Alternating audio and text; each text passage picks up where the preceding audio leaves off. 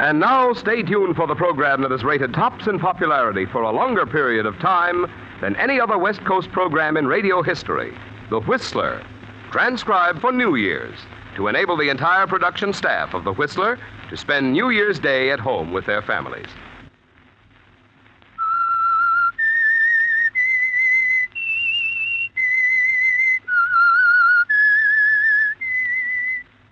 Invite you to sit back and enjoy another strange story by The Whistler. And for Sunday evening listening pleasure, the signal to listen for is this whistle that identifies The Whistler.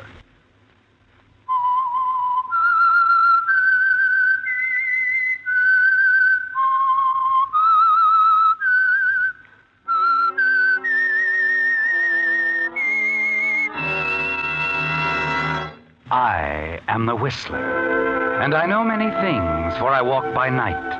I know many strange tales hidden in the hearts of men and women who have stepped into the shadows.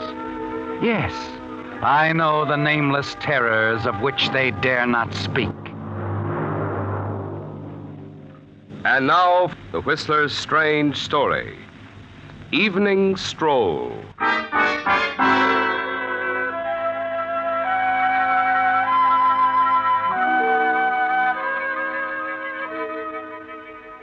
Rumor, gossip, no matter how idly begun, may often come to a violent conclusion. Its pernicious content can twist and distort the mildest of deeds, until with a deadly force, fed and made strong by repetition, its weight can smash lives. The venom of rumor, gossip, is always around. Defense against it is pitifully inadequate, and no one is immune. Not even Professor Malcolm Dunn on New Year's Eve, strolling across the darkened campus, puffing quietly on his pipe. At the moment, he seemed pleased with the way things had turned out.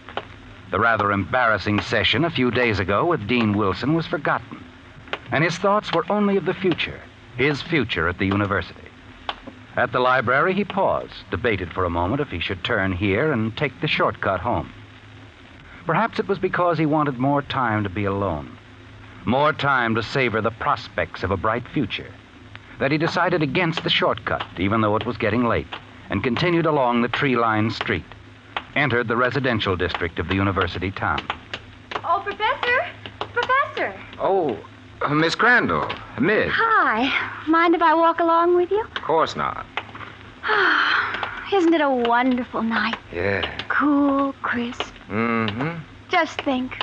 In another few hours, a new year will be with us. On your way to a little celebration? I just left one. Horribly dull, really. Oh? I may not even go back. Jerry's in one of those moods again. Jerry? Jerry Hayes. He's just a friend. He took me to the party. We had words. So you decided to take a walk? That's right. Professor. Yes? I heard Dean Wilson had you in for a long talk the other day. That's right, Midge. About me? About you. I'm sorry I've caused you so much trouble. But I'm not sorry I ever fell in love with you. Midge, I'm old enough to be your... Oh, please don't say that. But you don't understand. Some things I do, Professor. For instance, this one-sided romance isn't any good. I've caused you nothing but trouble. I realize you can't afford to get mixed up with any of your students. It isn't as though I'd given you any encouragement. True, we've seen quite a bit of each other. You've been very proper about the whole thing all along. It's my fault, all of it. I admit that. But I can't help it. I'm in love with you.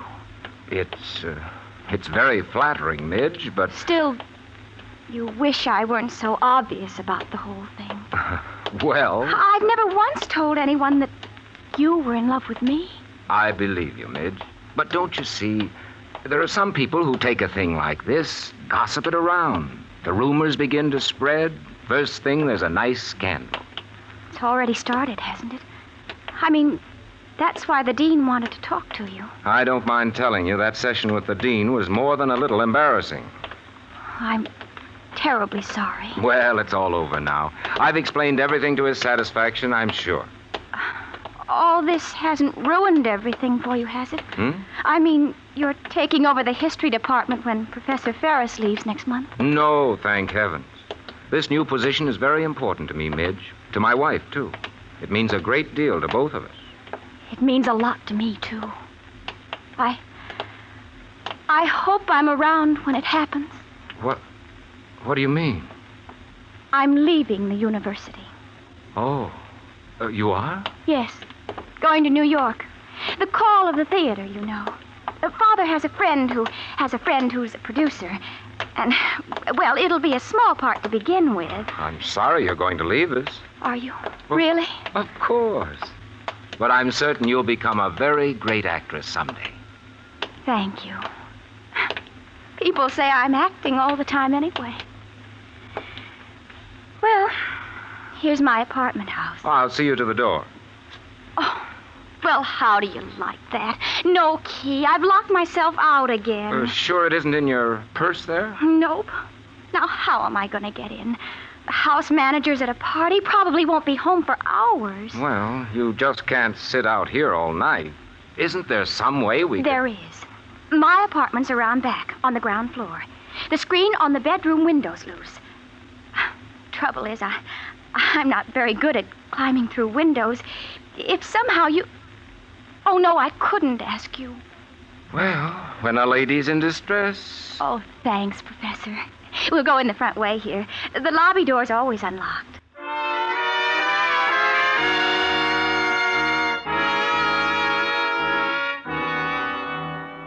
You follow Midge into the apartment house, down the long corridor, and out to the back of the building.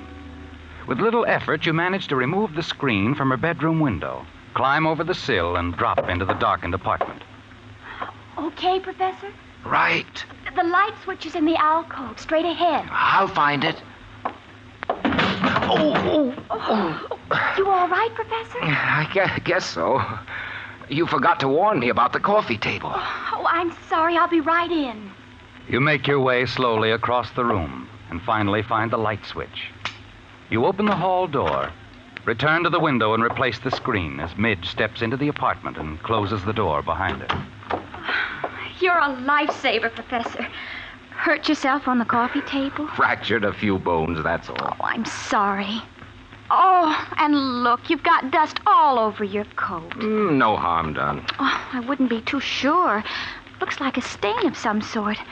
Why don't you take your coat off, Professor? I'll get some cleaning fluid. Oh, don't bother, Oh, no Midge. bother, really. It'll only take a minute. Well, all right. There we are. Just drop it on the chair there. Okay. Oh, now what? Excuse me a moment, Professor. Hello, Midge. Oh, Jerry.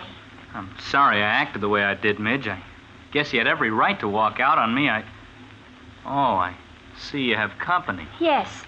Now, can't we discuss what happened at the party some other time, Jerry? Sure we can. Guess maybe I wasn't so wrong after all, huh? Maybe those rumors... Jerry, please. Okay. Good night. Night, Midge. Good night, Professor Dunn. Oh, well, I'm sorry, Professor, but Jerry, he's such a child. Midge, that quarrel you had with Jerry at the party tonight, have anything to do with me? Well, yes, in a way. Look, he seems like a nice sort of chap. Why don't you call him No, back and... no, I'll see him tomorrow. Now, do sit down, Professor. Midge, Yes? mind telling me something? Did you really lock yourself out tonight? What do you think, Professor? I think I'd better be running along.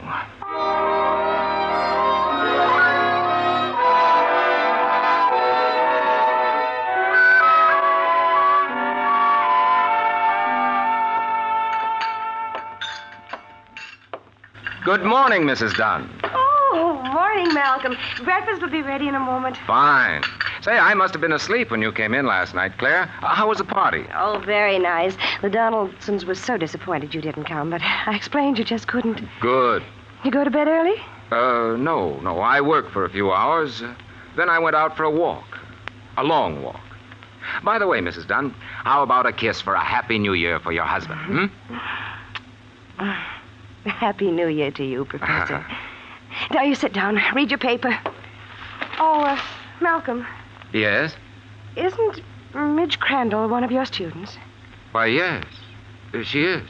Her picture's there on the front page. What? Why, so it is. Someone shot her last night at her apartment. Shot her? Yes, they've taken her to the hospital. They don't know if she'll live or not.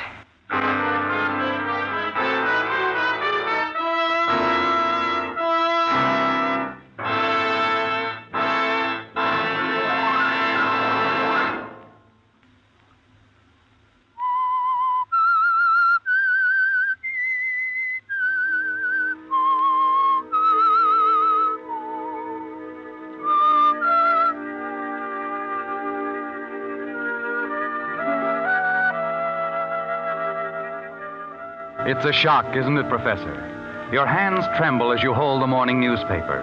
Stare down at the photograph of Midge Crandall on the front page. The story is all there. The shooting at her apartment.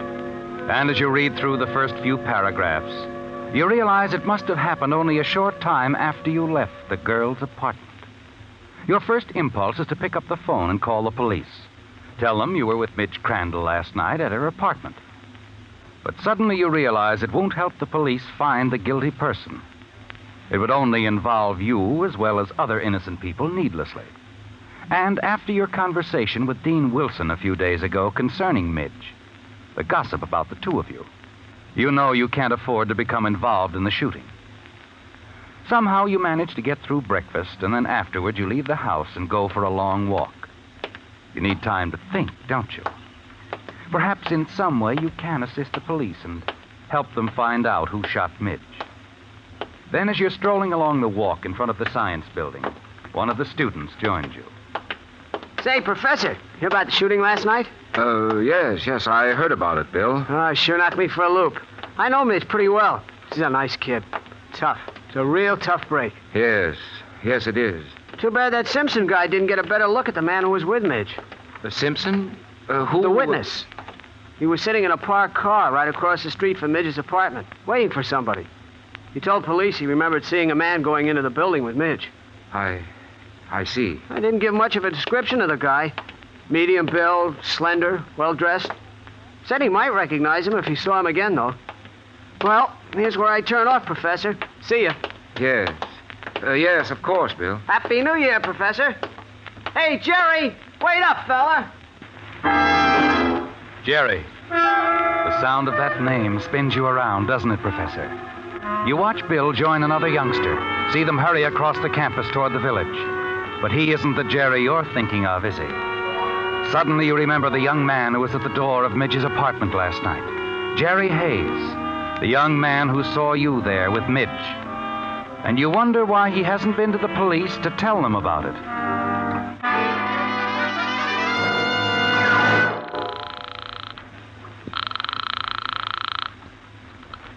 Hello? May I speak with Jerry Hayes, please? Yeah, just a sec. Hey, you guys. Pipe down, will you? I can't hear a thing. Oh, what was that again? Is Jerry Hayes there? Oh, yeah, sure. Hold on. Hey, Jer, for you. Who is it? Beats me. Hello? Jerry, this is Professor Dunn. Oh. Hello. I'd like to talk to you, Jerry. I figured you would. Where could we meet? Any place you say. The path at the far end of the athletic field in 10 minutes. Is that all right? Okay.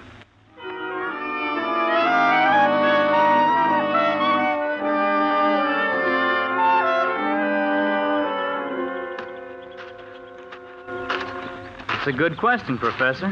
Why didn't I go to the cops, huh? Suppose I ask you the same. Listen, Jerry. Sort of an embarrassing question, isn't it? Why haven't you told them that I was there in the apartment? Why haven't you? Something holding you back? Sure. And I know just what it is. Do you? Look, Professor, I don't want to get mixed up in this any more than you do. Why not forget about it? Suppose Midge dies. It wouldn't be good. It wouldn't be good at all. But we'd keep our mouths shut. I didn't see you, you didn't see me. I don't know, Jerry. I don't think that'd be right. I don't think there's anything for you to worry about, Professor.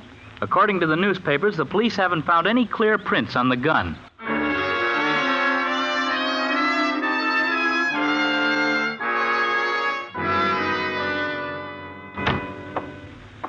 Is that you, Malcolm? Yes, Claire. My, that was quite a walk you took. But I'm glad you're back home, Malcolm. There was a call for you. Oh? Dean Wilson's housekeeper called. Said to tell you he wanted you to come over. Now? Well, she sounded like it was rather important. I see.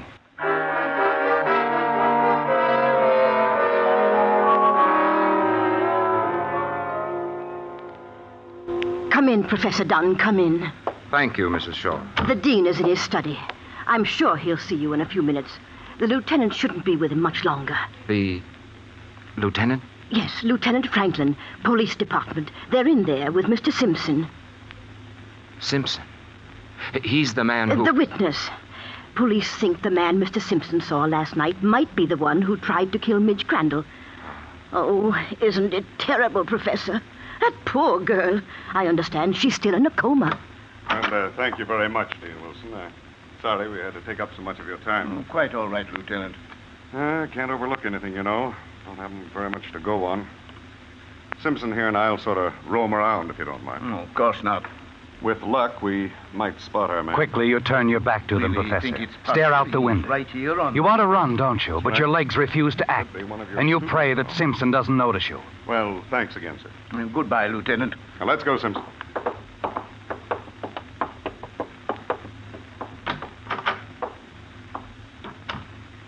Oh, and there you are, Malcolm. Afternoon, sir. Sorry to keep you waiting. I just got here a moment ago. Come in, come in. Terrible business, that. Terrible. You heard, Malcolm? I think the man who shot Miss Crandall is here, on our campus. Yes, I heard. Any definite leads? No. Unfortunately, the witness Simpson hasn't been able to give a good description of the man he saw go into the apartment building with the girl. Does Mr. Simpson think he can identify the man if he sees him again? He seems to think so, yes. I, for one, certainly hope he's right. This thing must be solved, Malcolm. They've got to find that man. Yes, of course.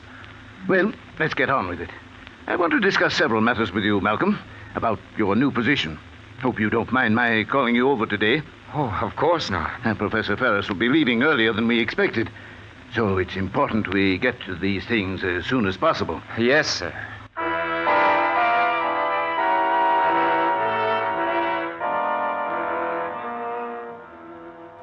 For the remainder of the afternoon, you sit with Dean Wilson in his study. He's talking about your new position with the university. But your mind isn't on it, Professor. You keep thinking about the police lieutenant and the witness, Simpson. They're on the campus now, looking for the man who was with Midge Crandall last night. And you wonder how long you'll be able to stay out of their way. Finally, when you leave the dean, your mind is made up. You've reached a decision, haven't you? Yes. And there's only one thing you can do.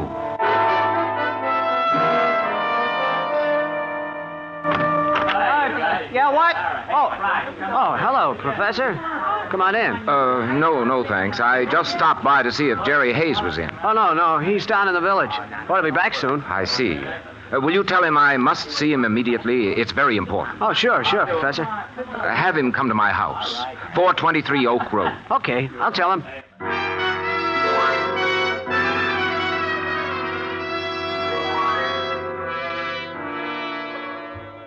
You've made up your mind, haven't you, Professor? Hiding from the police isn't going to solve anything. Instead of helping them, you're wasting valuable time, throwing them off the track, while the guilty person remains at large. At your home, as you wait for Jerry to arrive, the nervousness has gradually left you, hasn't it? You're strangely calm, ready to face whatever happens. Then, as a battered convertible stops in front of your house and Jerry steps out, you dial police headquarters and ask for Lieutenant Franklin. Yes, Professor Dunn? Lieutenant, I have some information. It's about the Midge Crandall shooting. Oh? Would you come to my house right away? 423 Oak Road. All right. I'll be there, Professor. Malcolm. Oh, Oh, yes, Claire. What is it? Did I hear you just call the police? That's right. You said something about Midge Crandall. Oh, excuse me. That's Jerry Hayes. I'll let him in. Malcolm, what's this all about? I'll explain in a moment, Claire. How are you, Professor? Come in, Jerry. Hello, Mrs. Dunn. How are you, Jerry? How's Janet? Haven't seen her in ages. Oh, she's fine. Janet? Jerry's aunt is an old school chum of mine, Malcolm. Never would have gotten into the university here if it hadn't been for the two of them, Professor. Guess I owe Janet and Mrs. Dunn a lot. I see. Now, Malcolm, what's this all about? Yeah, what's up, Professor? Jerry, I've called the police. They may not believe I had nothing to do with the shooting, The but... police? Wait a minute, I thought we... It's no use, Jerry. I want you to tell them all you know about this Midge Crandall affair. Even that I saw your wife there? What? That's right, dear.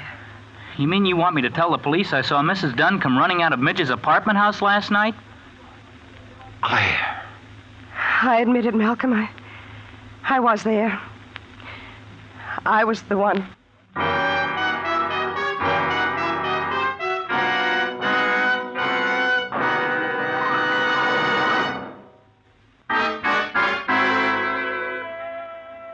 It came as a staggering blow, didn't it, Professor? Your wife's admission that she had shot Midge Crandall.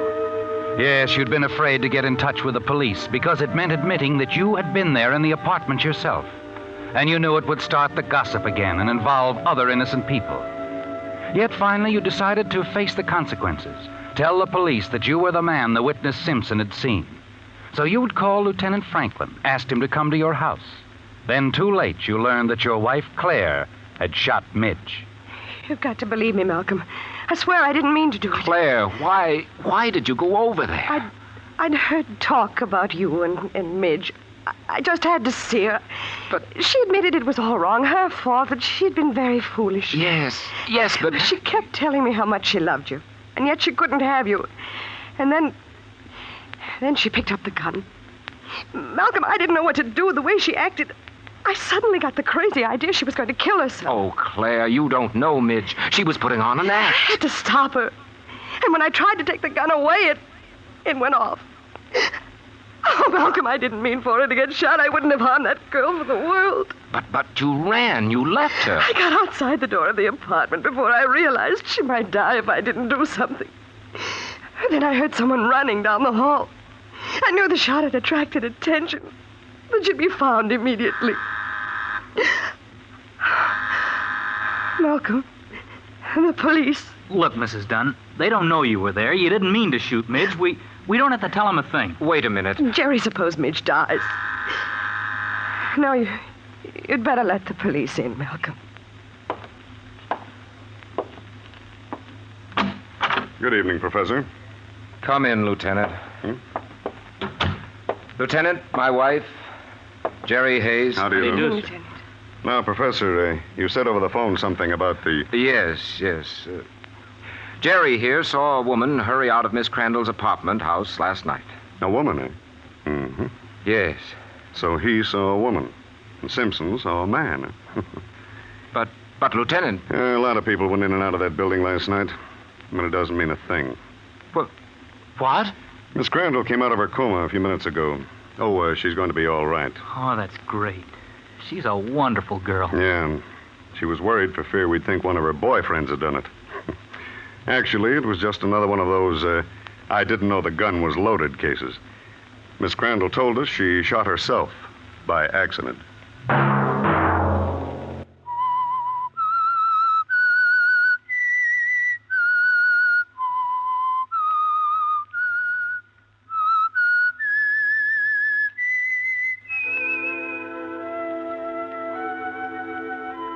Let that whistle be your signal for the Whistler, each Sunday night at this same time.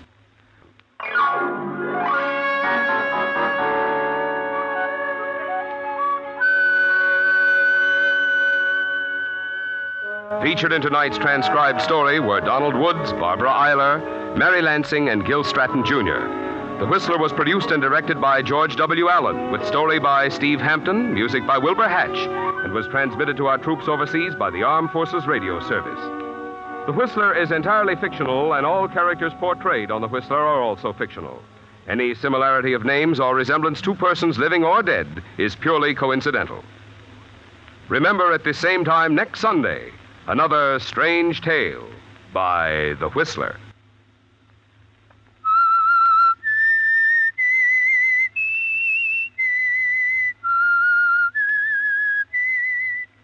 And now, again, I want to express the hope that you have enjoyed your holidays and that your new year will be filled with peace, prosperity, and the good health with which to enjoy the many blessings in the good old USA. Marvin Miller speaking. This is CBS, the Columbia Broadcasting System.